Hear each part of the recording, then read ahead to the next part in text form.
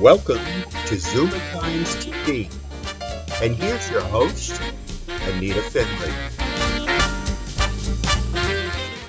Good morning, everybody. I'm, of course, Anita Finley, and I'm your Zoomer Times host.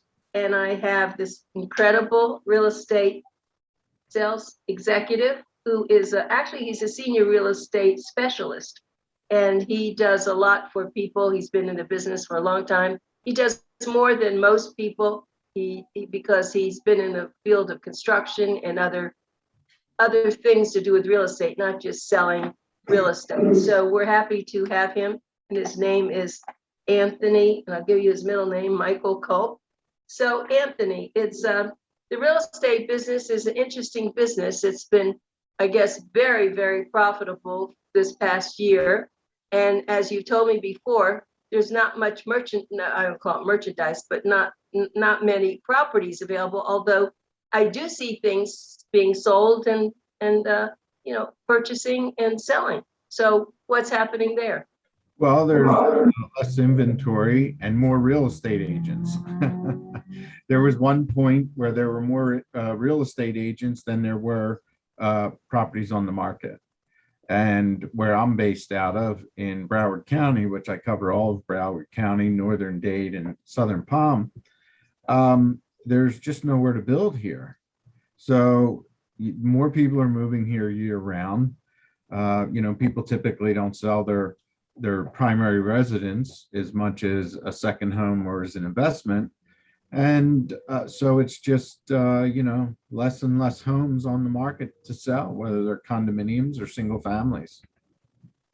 You've been in business a long time. This is different, just like COVID. Everything is different nowadays, isn't it? But it'll all probably come back, just like they said that everything's going to be slower because everything's being held up. So Right. you just gotta, wait around and see what's going to happen, right? Yeah, we're expecting more and more people to move here. They said 1 million people in the next 10 years are moving to Florida. And a lot of people want to move to Southeast Florida because this is where the action is. The rest of Florida is actually pretty sleepy. Things close down relatively early, except for larger cities like Jacksonville or Orlando. But on the west coast of Florida, I don't know, for anybody who has ever visited there, eat early because after 8 or 9 o'clock, everything's closed. So, there's just nowhere to put anybody anymore. When you get into Northern Palm and further north, there's a lot more construction. So, so there's more to choose from. Now down here, a lot of the new construction, what little there is, they're making them rentals, and they're set up so in the future, if they wanted to, they can sell them off as condominiums. But the way they have it figured, it's better to rent until the rental market cools off, then they'll start selling them off.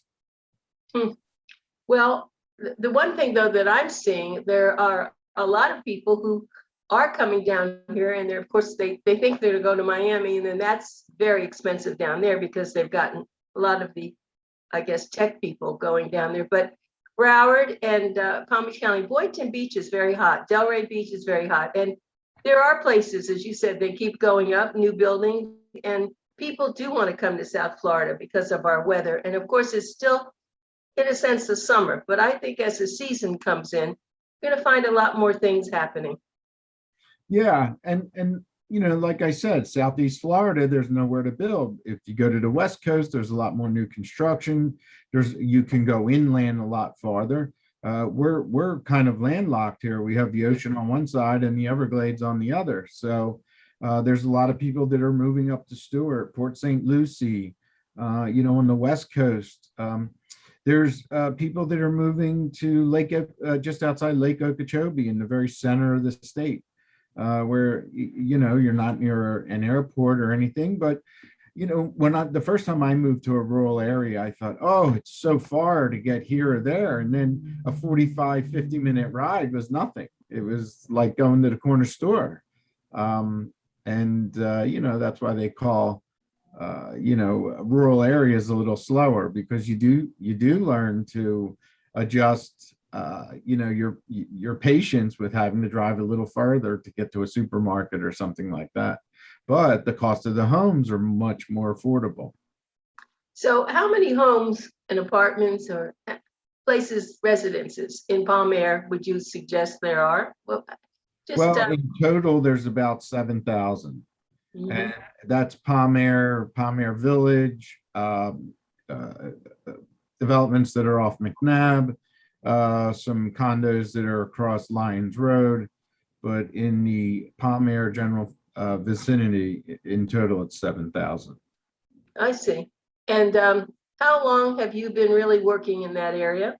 About 6 years. Because what made you buy a home in that area to begin with?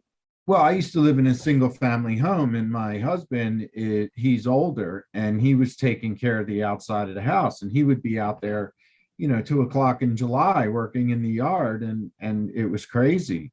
I wasn't doing anything in the yard because I work all the time, and I wasn't going to come home in that heat. Sure. And we had a gardener, we had a sprinkler guy, we had someone who cut the grass, we had an insect guy, and then we had water, sewer, trash to deal with. And I have a home now that's that's a condo, and I pay one fee, and they take care of water, sewer, trash, all the exterior maintenance, painting, roof, and it's just so much simpler. And a lot of people, especially if you're 60 plus, that's enticing. And if you're 60 plus and you're in good health, and you have a certain income, then you want to travel, and you don't want to be traveling worrying about, are the sprinklers working? Is the pool green? Things Right. like that. So. Yeah. But I guess maybe I didn't ask you, when you decided to live down here, what you said you had a house, was that in Palm Air? No, that was in Wilton Manors. Oh, okay. So what made you go to Palm Air? Well, I could get a house larger than the one I owned, and there was no exterior maintenance because the house is a condominium. There's 0 lot lines. It's not like when you buy a regular house, you have a lot that it sits on. Well, this house is a condominium, so there's no designated lot that the house sits on. So, And what other amenities are there in Palm Air? well, there's the pool and the clubhouse. We have a Pompano Community Center called the Skolnick Center right inside Palm Air. We have a Publix right inside Palm Air. Over 6 miles of walking trails that are off the street around all the lakes and the canal. A park, a beautiful park, Brummel Park. And it's very lush. It's all of Palm Air is landscaped very well with mature trees, a lot of ground cover. So it's a great place to walk. It's very safe. You see people walking around 11, 12 o'clock at night, exercising. So it's a really nice place to live. And that's part of the reason why we don't have any inventory here. I was going to ask you about security. So do you have your own security company, or is it the police from the county? Well, you never see the city police in Palm Air. The only thing that you see from the city is maybe an ambulance or something like that. There's over 20 associations in Palm Air. They have it broken down, which works very well. And each association has a company that they hire to do security. And it's roaming security where they drive around and now they have a lot of cameras everywhere. In my development, the section I'm in, there's only one road to come in. So when you come into that section, it takes a picture of the driver and the license plate. You can see everybody who's coming and going, which is really nice. I'm curious, my condo, there's something called a hub because of Amazon. Do you have something like that? How does Amazon deliver your packages? Well, they have it in the buildings where the lobby is secure. They have a code to get into the lobby. And when you order something from Amazon, you can say it's okay to put in the mailroom or you want it brought up to your door. A lot of people, when they order Amazon, if they don't look at that and check it, if you're in a single family, you have to put it's okay to leave at the door or else they won't leave it there. So I see. Oh, well, yeah, we have a whole different, anyway, it's not important, but they really have taken over all this delivery. It's an amazing thing, isn't it? Right. And so tell me about the ages in Palm Air predominantly. What would you say the basic age people live there? It used to be a lot of 55 plus, but now we're getting younger families. Generations now, let me start from the beginning. In the 70s, the 60s and 70s, condominiums were considered, for lack of a better term, sub-housing. Everybody thought, living in a single family home is the way to go, because after World War II, we went into the suburbs, we built roads, and you could easily access the suburbs, and the single family home was the way. Through that time in the 70s and the 80s, condominiums were being built. So kids or young people that were raised in condominiums, that's the kind of home that they know. The other thing that changes a little, so it's very acceptable to them to live in a condominium. The other thing, people work more hours now. And it's a shame, because now people bring work home with them by being able to access their computer and get to work. So a younger generation who were raised in condominiums, they get home, they don't have time to go cut the grass, or most don't even know how to cut the grass or do outside things. So we have a lot of younger people now with children who are buying condominiums, and they use the amenities, they use the pool, they use the playgrounds, they're out walking around. So financing is a little bit better, it's easier to get. You don't pay a higher interest rate for a condominium than a single family home, which has changed. And so we have a lot. Now, once their children get to a certain age, most people want to have a yard or some sort of area where the kids can go out and play. So we have from young families to, people in their late 80s. I see. I just want everyone to know that you're listening to Anthony Michael Kulp, who, and his phone number is 954-815-9048. I'll repeat that. It's 954-815-9048.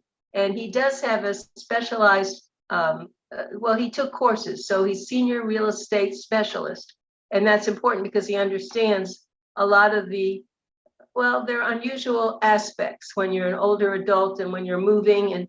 And if you are moving from someplace and it's local, I know that he can help you. He knows a lot of people and he knows how to manage that. So he's quite a resource for you.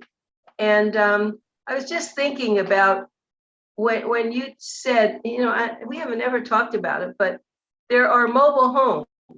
And how are they doing? Are they being bought up? In Broward County, we don't have many manufactured home parks. Oh. But I found one, which is a very nice park, 55 plus. But on the west coast of Florida, they do. Yeah. And the few that I visited were beautiful. And it's not what people think, rundown trailers and, pickup trucks and washers and dryers sitting outside. They're very well managed. They're very manicured. And I would highly recommend it to anyone who's 55 plus. They have a lot of amenities. It's a great place to live, and they're very large homes. I mean, a double wide can be a very large home, 3 bedrooms, 2 baths, cathedral ceilings, open floor plan, so screened porches, covered parking. Well, you wonder though, in a hurricane, how safe they are. Well, they're strapped down. They're to code. They're strapped down. A lot are on permanent foundations. They're not just thrown together. So. Well, in Boynton Beach specifically, there are a lot of mobile home parks and very nice ones. And then as you get up into Stewart and Port St. Lucie, there are many of them. Right. So do you have listings for them if people? No, I don't. The one thing with the parks, they usually have a sales office right in the park. And you go into their sales office and they're able to show you around and show you the different manufactured homes. So, I don't really have that much access to them.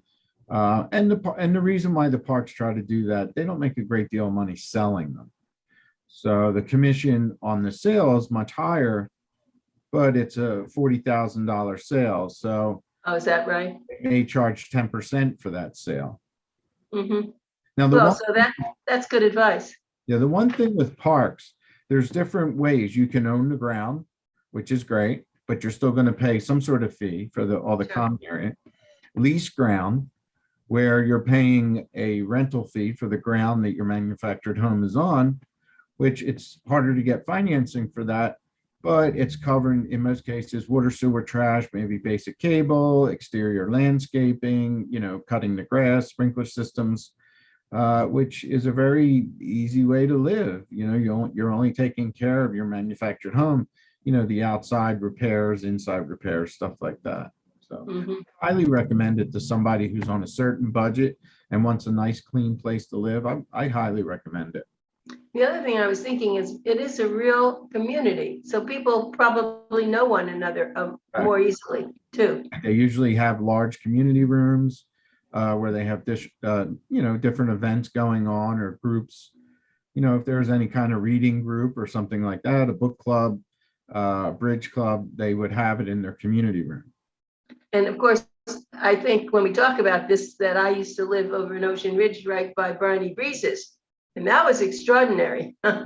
They were small. Those places were very small, but they had a huge recreation area and they even had their own TV that they did. But so I was just curious. So the only other thing to do is if you can't rent or buy a condo or a home, maybe that's another area for you. Absolutely. But well, do people come down here? And I know real estate is a very tough, no matter whether it's now or whatever. People come down and they're not sure what they want.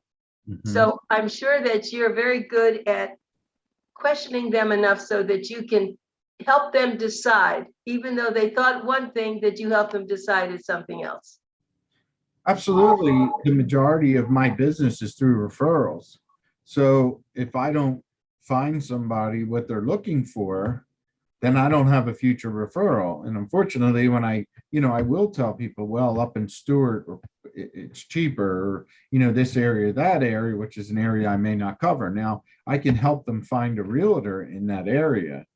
But if I don't find somebody just what they're looking for, I'm not going to get that future referral.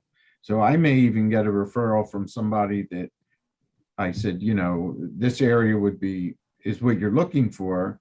They may say, well, he was a good guy. He didn't try to push us into a condo or this. So if we know somebody is moving down here, we're going to refer him. Right. One of the And- things, I don't want to go too far off topic, but this is a situation that I'm going through right now. Okay. A lot of people, baby boomers, aren't getting remarried. They're getting together, but they're not remarrying. If the villages, my father lives in the villages, and there's a large community, and they're meeting, but women are saying, I don't need to get married. I have my own income. I don't need to take care of somebody else. And I ran into this situation where it's a couple. The one had passed away. He literally called me on his deathbed, wanted to make sure that the way he was leaving his partner, the property, was correct, which it was, but there were a lot of little things that he missed. One of the things was his car. So his car, instead of having his partner on the title with him, it has to go through probate. And there was a lot of other things, personal items. And, if you're in a relationship with this, and these two men were together 37 years, this wasn't somebody who meant, they were together 5 years, 37 years they were together. And they didn't have a trust set up or anything like that. So, and the surviving spouse partner has MS. So he's very limited on what he can do. He's down here from Maine. He's limited in time that he can be here. And he's really, really going through a hard time. So, if you're out there and you're in a relationship and you're not married, please have everything in order, because it's very, very difficult for the surviving spouse or partner to try to take care of anything or everything. And you have to get a lawyer involved, and you have to go through probate and the will, and you really work hard to try to put that all together. It's very difficult to talk about, but you have to do it. if you you need to be responsible to your partner or your spouse and get it done correctly. Yeah, very good advice. No, I know that's why he is so good. I'm so glad that he's that Anthony is here with us to talk about this. The thing that I thought you were going to say also is that if you're not married and the kids can jump in too, and they have been known to take away the home or whatever, if it's not carefully decided. So it's a very good point, Anthony.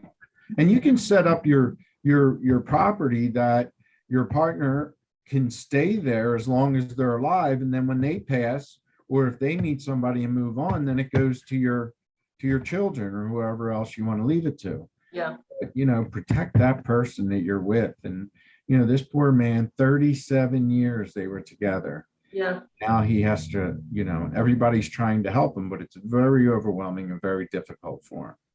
True. So your father likes living up there, but you get to see him much? Well, he comes down, or I'll go up for a couple of days, or him and his wife will come down for, a couple of days. He likes to go to the casino. She has a friend over by Pompano Beach, and, we'll go out to dinner. But So- with COVID, we haven't seen each other in a year, so I'll probably run up there Really? in a few weeks. So how about, do they have a lot of availability up there in the homes? No, they're building them. They just bought a few more square miles of property to keep To build? The last check a few years ago was about 120,000 homes. And they probably have enough land now to build another 50,000. They did start putting in some 55 plus apartment complexes and senior residences, which are nice. It would be nice if they built some high rises. You'd be able to see for miles, once you got to the 5th or 6th floor.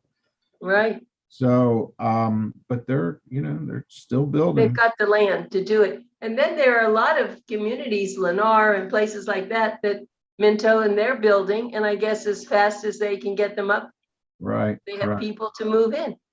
Well, things were slowed down because of COVID, and they couldn't get the lumber, and the materials skyrocketed. So, and it was just eating into the builder's profit, because anything they pre-sold it at a price where a 2x4 cost $2 and not $6. So, yeah, and then, same thing with wiring and tile and everything else. So even right now, there's a big trucker shortage. So there's stuff sitting out there, but it's hard to get it to where it needs to go.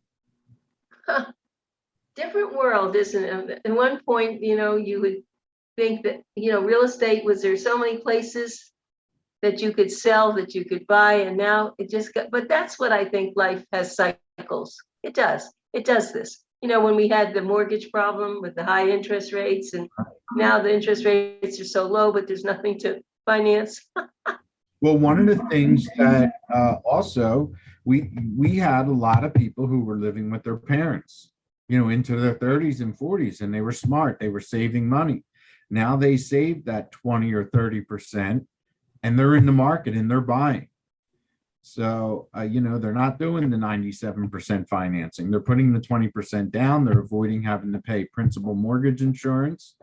And so now they're in the mortgage, they're in the market, and they were sitting on the sidelines for a long time.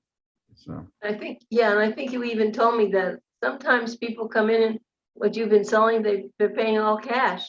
That way, they're able to get the place away from somebody else. Right. I sold a place about a year ago. It was new construction, 700, little over 700,000, and it was supposed to be done in April. It's probably going to be finished the end of this month. But if you were to buy that same model, it's 1.3 million. That right. And is that because the scarcity? Yes. And it's new construction. New construction gets a premium. It's not even in what I consider that great a neighborhood. Certainly not a neighborhood that you would buy something for 1.3 million. But people will pay up for new construction. So, and it's a very nice development. Don't get me wrong. Yeah. But me personally, I would never pay that kind of money for being in that area, because you're surrounded by homes that are only worth maybe 200,000 or 300,000. Well, the one thing we've never talked with all our talks that we've had over the years, about everybody being able to pass the condominium, what would I call it, approval process. It Mhm. used to be a little tough. People had some reasons. If you were a minority, if you were something else, there were some, I remember in Boca Raton when I was selling real estate, there was a lot of stuff. Do you run into any of that now? Oh, all the time, constantly. Do? Oh, there's one association that you have to have a 720 credit score. They make you put 20% down at the time you sign the contract, not, at closing, because you can't borrow more than 80%. That's called a loan to value. And they're doing it to discriminate. As far as I'm concerned, they're doing it to discriminate. Oh, I see. Is selling their home and they need the proceeds from the home for the 20%, they won't waive that. Is that right? But they think in their minds, if somebody puts 20% down at the contract signing, they're less likely to default. Where no one's defaulting on their mortgage now, and they know it is 7. So what young person is going to have 20% to put down on a $300,000 condominium and have a 720 credit score or higher? Mm-hmm. So you do see that, but your hands are tied. I'm sure, you have to do what the condominium association wants. And I guess you warn them ahead of time because you probably know, and you probably try not to get them into those communities. You got to question people before you take them and show them properties they can't purchase, because people always want what they can't have. So they'll focus in on the unit that they don't have the 20% down, and they may have a 700 credit score. I think making it mandatory that a buyer has to have a 720 credit score is just ridiculous. Yep. It's totally ridiculous. Yeah, it's not really fair, but I guess you're not, and it's the condominium people who make those rules. Each one has their own separate rules. Right.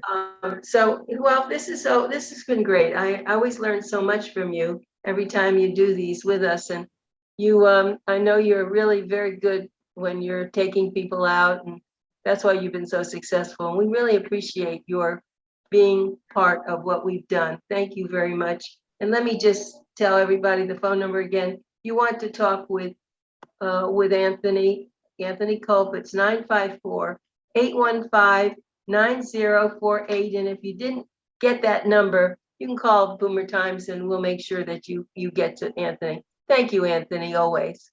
Thank you. Thank you for having me. Okay.